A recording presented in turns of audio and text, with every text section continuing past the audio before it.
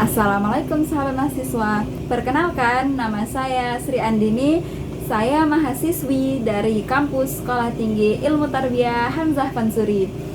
Nah, teman-teman sekalian, bagaimana pandangan kita sebagai mahasiswa terhadap kebijakan pendidikan saat ini?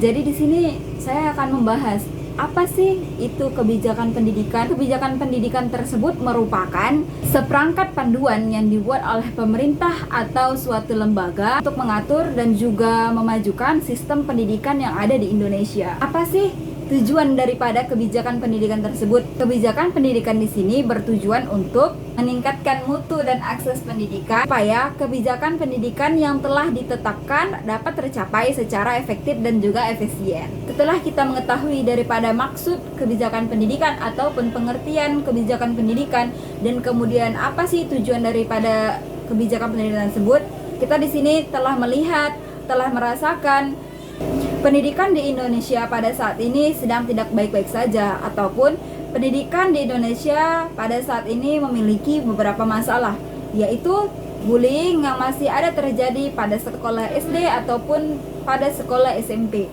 Kita ketahui masih ada sekolah yang belum memiliki fasilitas tercukupi. Setelah kita ketahui daripada banyaknya masalah-masalah yang terjadi di dalam dunia pendidikan, maka dari itu ada hal yang membuat mengapa pendidikan tersebut semakin lemah sehingga dapat terjadi masalah-masalah yang tidak diinginkan. Sini ada 4 hal yang mempengaruhi lemahnya pendidikan di Indonesia, yaitu yang pertama, keterbatasan akses pendidikan. Yang kedua, kurang profesionalnya tenaga pendidik. Yang ketiga, kurangnya fasilitas pendidikan.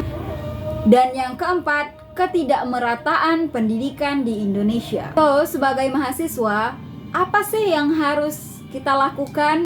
Nah, jadi di sini kita sebagai mahasiswa harus dapat berperan dalam menanggapi masalah yang terjadi di dalam dunia pendidikan, terutama di negara kita sendiri, yaitu di Indonesia.